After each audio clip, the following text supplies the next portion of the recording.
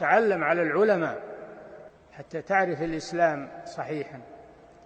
إن الحمد لله نحمده ونستعينه ونستغفره ونعوذ بالله من شرور أنفسنا ومن سيئات أعمالنا من يهده الله فلا مضل له ومن يضلل فلا هادي له وأشهد أن لا إله إلا الله وحده لا شريك له وأشهد أن محمدا عبده ورسوله. يا أيها الذين آمنوا اتقوا الله حق تقاته ولا تموتن إلا وأنتم مسلمون. يا أيها الناس اتقوا ربكم الذي خلقكم من نفس واحدة وخلق منها زوجها وبث منهما رجالا كثيرا ونساء واتقوا الله الذي تساءلون به والأرحام إن الله كان عليكم رقيبا. يا أيها الذين آمنوا اتقوا الله وقولوا قولا سديدا يصلح لكم أعمالكم ويغفر لكم ذنوبكم ومن يطع الله ورسوله فقد فاز فوزا عظيما. أما بعد فإن أصدق الحديث كتاب الله وخير الهدي هدي محمد صلى الله عليه وسلم وشر الأمور محدثاتها وكل محدثة بدعة وكل بدعة ضلالة وكل ضلالة في النار. E gjithë lavdia I takon vetëm Allahut. Ata e falenderojmë, ata e lavdrojmë dhe I shprehim lavdi, prej Tij kërkojmë ndihmë dhe prej Tij kërkojmë falje. Kërkojmë mbrojtje tek Allahu nga e keqja e vetes sonë dhe nga të këqijat e veprave tona. Kë udhëzon Allahu s'ka kush e devion dhe kë devion Allahu s'ka kush e udhëzon. Dëshmoj se nuk ka të adhuruar të drejtë përveç Allahut një, I cili nuk ka ortak dhe nuk ka rival, dhe dëshmoj se Muhamedi është rob dhe I dërguar I Tij, I përzgjedhur dhe I dashur I Tij, besniku për shpalljen e Tij dhe kumtuesi I fesë së Tij te njerëzit. Salavatet dhe selamet e shumta të Allahut qofshin për të, për familjen e Tij dhe të gjithë shokët e Tij në përgjithësi. Mëtej, fjala më e vërtetë është fjala e Allahut, udhëzimi më I mirë është udhëzimi I Muhamedit sallallahu alaihi wasallam. Gjërat më të këqija janë shpikjet në fe, secila shpikje në fe është bidat, secili bidat është devijim dhe secili devijim është në xhehenem. O robërt Allahut, ruhuni Allahut I lartësuar, kini parasysh mbikëqyrjen e Tij dhe plotësoni bazat e fesë. Askund nuk mund të gjejmë udhëzime dhe këshilla më të mira se ato që I gjejmë tek I dashuri ynë, I dërguari I Allahut Muhamedi sallallahu alaihi wasallam. Ai na ka këshilluar, na ka mësuar dhe na ka udhëzuar. Kush e ndjek rrugën e Tij ka shpëtuar, e kush I largohet asaj është I shkatruar. Për ta mësuar këtë rrugë, nuk gjejmë shoqërues dhe bashkëthar më të mirë se sahabët e nderuar, radhiyallahu anhum. Ata ishin me zemrat më të devotshme, me diturinë më të thellë dhe me mendjen më të ndritur.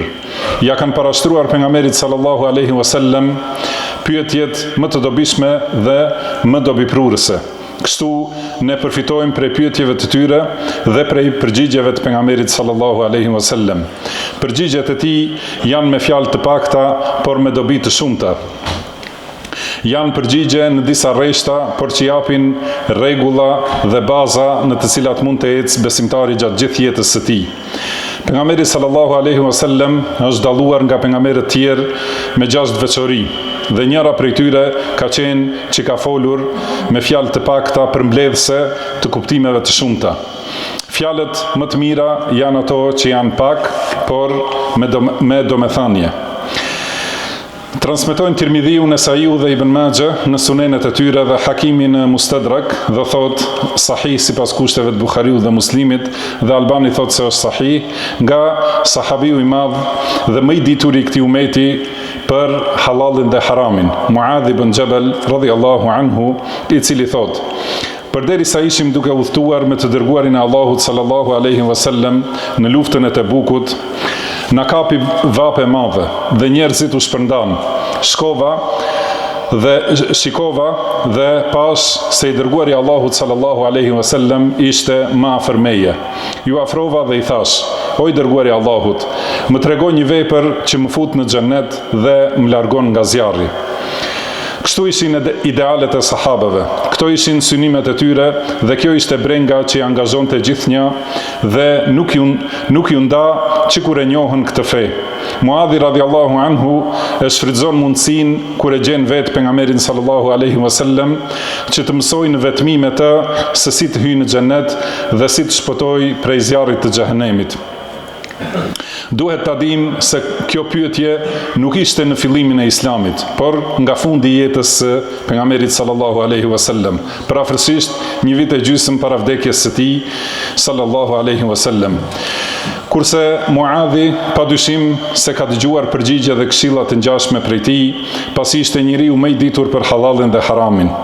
Mirë po, brenga e ahiretit dhe bindja e besimit në xhenet dhe xhehenem e shtyn besimtarin që gjithnjë të mësoj, të veproj, duke garuar për të parakaluar në xhenet dhe duke ikur nga xhehenemi. Besimtari vërtet e shfrytëzon secilin rast dhe secilën vepër që të arrijë këtë synim madhështor. Si është imani ynë për ahiretin në zemrat tona? A e kemi atë breng? A e mbajmë parasyve qëllimin e hyrjes në xhenet dhe shpëtimit prej xhehenemit? Apo më shumë angazhohemi me brengat e kësaj bote? Pra Muadhi radhiyallahu anhu thot: O i dërguari i Allahut, më tregoj një vepër që më fut në xhenet dhe më largon nga zjarri. I dërguari i Allahut sallallahu alaihi wasallam i përgjigjet: Laqad sa'alta an 'azim wa innahu la yasirun 'ala man yassarahu Allahu alayhi. Pyete për diçka madhështore, por ajo është e lehtë për atë të cilit ja ka lehtësuar Allahu. Tema për të cilën pyet është madhështore, por rruga për të arritur atë është e lehtë. I duket e lehtë atij që ja ka lehtësuar Allahu, ai që vepron sipas mënyrës së saktë dhe kërkon ndihmë dhe udhëzim nga Allahu. Kjo rrugë nuk është e koklavitur që ka nevojë për teori dhe filozofi të shumta. Vazhdon përgjigja e pejgamberit sallallahu alaihi wasallam dhe thot: Ta'budullaha la tushriku bihi shay'a wa tuqimu as-salah wa tu'ti az-zakah wa tasumu Ramadan wa tahujju al-bayt. Ta adhurosh Allahun dhe të mos i shoqërosh në adhurim asgjë. Ta kryesh namazin, ta japësh zakatin, ta agjerosh Ramazanin dhe të bësh haxh në Kabe. Plotësoj shtyllat e Islamit, pra ky është kuptimi i fjalëve të pejgamberit sallallahu alaihi wasallam. Plotësoj shtyllat e Islamit si të ka urdhëruar Allahu dhe kështu nëse i pranon Allahu prej teje, atëherë ti e ke bërë atë që të fut në xhenet dhe të largon prej xhehenemit.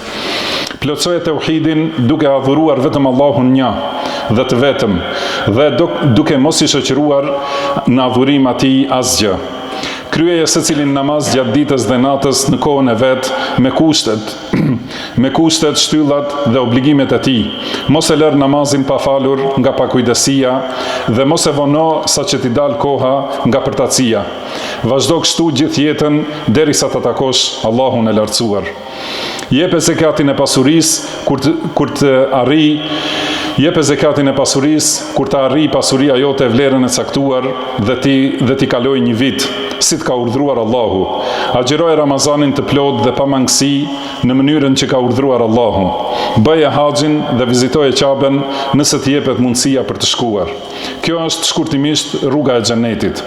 Pas kësaj përgjigjeje, pejgamberi sallallahu alaihi wasallam vazhdon me këshilla dhe udhëzime dhe i thot Muadhit radhiyallahu anhu: Ala adulluka ala abwabil khair.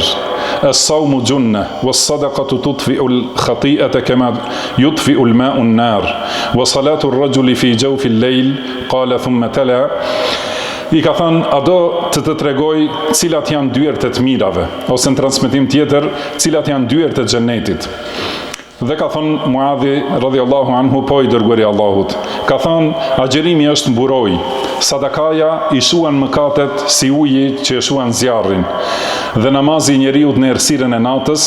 Pastaj e citoi ajetin: tatajafa junubuhum anil madaji'i yad'una rabbahum khawfan wa tama'a wa mimma razaqnahum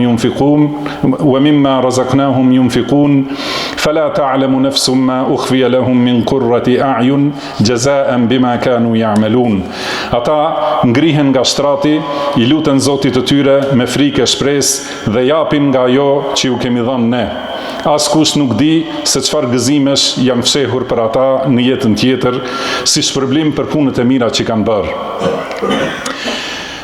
Pasi tregoi pejgamberi sallallahu alaihi wasallam se në xhenet hyjet me kryerjen e shtyllave të islamit, tani e udhëzon për dyert e mirësive me bërje të adhurimeve vullnetare, sepse robërit më të dashur të Allahut janë ata që më shumë i afrohen atij, duke vazhduar të afrohen me nafile pasi i kanë kryer obligimet.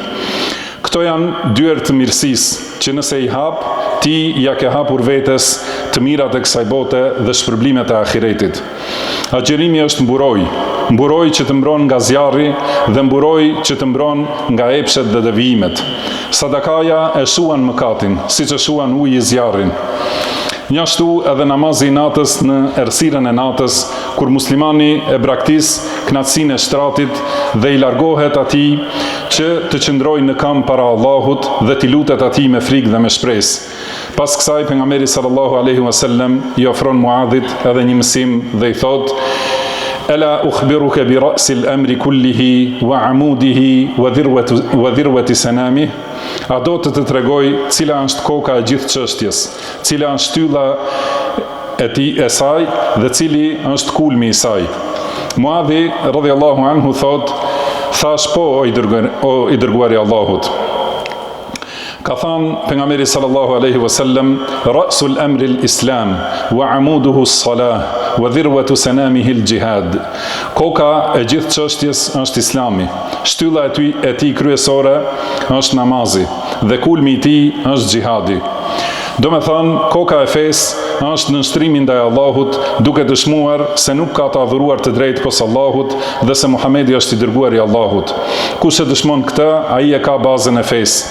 E kush nuk e ka këtë dëshmi dhe bën vepra të mira, ai është si trupi pa kokë i cili nuk ka jetë. Shtylla bartëse e kësaj feje është namazi. Pa të, feja nuk mund të ndërtohet dhe nuk mund të ngrihet. Çdo pjesë tjetër e fesë së njeriut ndërtohet mbi namazin dhe rreth namazit. Nuk ka mundësi të ketë fetari pa këtë shtyllë kryesore. Kush e ka këtë shtyllë të fuqishme, kush e ka këtë shtyllë të fuqishme, e ka fenë e fuqishme. Kush e ka këtë shtyllë të dobët, e ka fenë e dobët, dhe kush e ka rrëzuar këtë shtyllë, atij e gjithë feja i është rrëzuar. Pejgamberi sallallahu alaihi wasallam gjithashtu ka thënë: أول ما يحاسب به العبد يوم القيامة الصلاة فإن صلحت صلح سائر عمله وإن فسدت فسد سائر عمله. E para për të cilën llogaritet robi në ditën e gjykimit është namazi. Nëse është mirë namazi, i ka mirë të gjitha punët tjera. E nëse është keq me namazin, i ka keq edhe punët tjera. Këtë hadith e transmeton Tabarani dhe Albani thot sahih me mbledhjen e të gjithë zinxhirëve të tij. Kulmi i kësaj feje është lufta në rrugën e Allahut dhe sakrifica për ngritjen e kësaj feje. Kush i plotson veprat që u përmendën këtu dhe jep gjithçka për ta ndihmuar dhe për ta ngritur këtë fe, ai e ka arritur gradën e lartë të Islamit dhe fetarisë. Në fund, pejgamberi sallallahu alaihi wasallam i ka thënë: Ela ukhbiruka bimilaki dhalika kulli. A do të tregoj çka e përmbledh gjithë këtë? Muadhi thot: atëherë pas 2 kalorës duke ardhur në drejtimin ton dhe u friksova se do ta angazhojnë dhe do ta largojnë nga çështja ime, prandaj i thash: ç'është ajo o i dërguari i Allahut? Ai bari me shenjë nga gjuha e tij dhe tha: kuffa alejka hadha, mbaje këtë. Thash: o profeti i Allahut, a llogaritemi edhe për ato që flasim?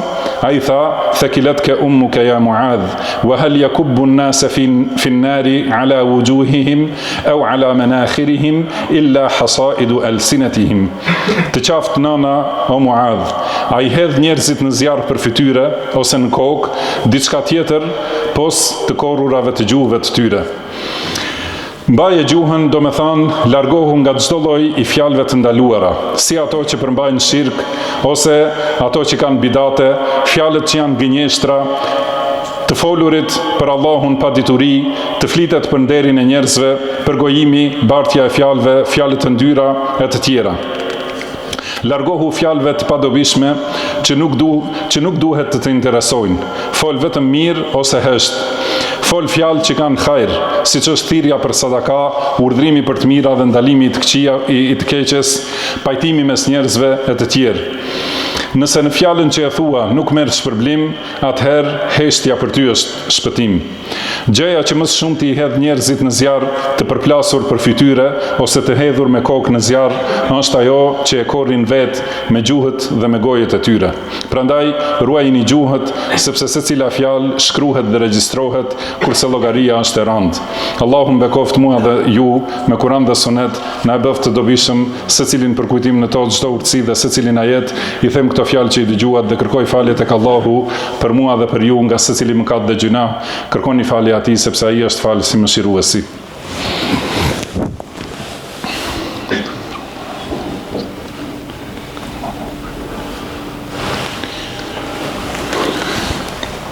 Alhamdulillahi ala ihsanih, wa shukru lahu ala tawfiqihi wa amtinanihi, wa ashhadu an la ilaha illa Allahu wahdahu la sharika lahu ta'dhiman li sha'nih. وأشهد أن محمدا عبده ورسوله الداعي إلى رضوانه صلى الله عليه وعلى آله وأصحابه وإخوانه وسلم تسليما كثيرا. Gjithë lavdia I takon Allahut për secilën mirësi. Ata e falenderojmë për suksesin dhe për çdo dhunti. Dëshmoj se nuk ka të adhuruar të drejtë përveç Allahut një dhe I vetëm dhe I pastër nga çdo ortakri. Dhe dëshmoj se Muhamedi është rob dhe I dërguari I Allahut, I cili thiri për tauhid, moral dhe çdo mirësi. Salavatet dhe selamet e shumta të Allahut qofshin për të, për familjen dhe shokët e tij në përgjithësi. Mëtej ju porosis ju dhe veten time për ruajtje dhe takwa ndaj Allahut, kush I ruhet Allahut, ata Allahu e ruan, e ndihmon dhe ai I mjafton. O robërt Allahut, shumë herë kemi dëgjuar këto fjalë që u përmendën dhe janë sqaruar dhe përsëritur, mirë po qëllimi nuk është vetëm të dëgjojmë dhe të mësojmë, por qëllimi është të punojmë dhe të praktikojmë. Sa e sa herë kemi dëgjuar për namazin e natës dhe për agjerimin vullnetar, por a kemi përparuar dhe a I kemi shtuar këto adhurime madhështore. Me rëndësi është të fillojmë, të përmirësohemi dhe të shtojmë me njëherë këto adhurime, sidomos në këtë periudhë të dimrit, kur nata është e gjatë dhe dita e shkurtër, shfrytëzoni natën me namaz dhe ditën me agjerim. Kjo është koha më e lehtë për të shtuar këto adhurime. Sa e sa herë kemi dëgjuar për rrezikun e gjuhës. Mirë po, a e ndjejmë këtë me zemër dhe a jemi të kujdesshëm, a I llogaritim fjalët, a analizojmë para se ta themi fjalën nëse kjo e kënaq ose e zemron Allahun. Nëse është fjalë e mirë, a e themi për hir të Allahut apo për të dukur dhe për të fituar famë. Muadh ibn Jabal, I cili e transmetoi këtë hadith, në një rast tjetër ka thonë: mësoni ç'të doni, nëse doni të dini. Mirë po, dituria nuk ju bën dobi tek Allahu, përveç nëse punoni me të. Vëllezër të dashur, këto punë që u përmendën në këtë hadith janë të lehta dhe të pakta. Të angazhohemi me to me seriozitet dhe vendosmëri, që të fitojmë tek Allahu afërsi dhe mirësi. O Allah, ne të kërkojmë udhëzim, devotshmëri, ndershmëri dhe dinjitet. O Zoti ynë, na e mundëso të bëjmë vepra të mira, të largohemi nga mëkatet dhe t'i duam të varfrit. Na fal dhe na mëshiro, na e bëj të dobishme atë që na ke mësuar, na mëso atë që na bën dobi dhe na shto diturinë e dobishme. O Allah, ne ta kërkojmë xhenetin dhe çdo fjalë dhe vepër që afron tek ai dhe kërkojmë mbrojtjet e tij nga xhehenemi dhe nga çdo fjalë dhe vepër që afron tek ai. Allahumma salli ala Muhammedin wa ala ali Muhammed, kama sallaita ala Ibrahim wa ala ali Ibrahim, innaka Hamidum Majid, wa barik ala Muhammedin wa ala ali Muhammed, kama barakta ala Ibrahim wa ala ali Ibrahim, innaka Hamidum Majid.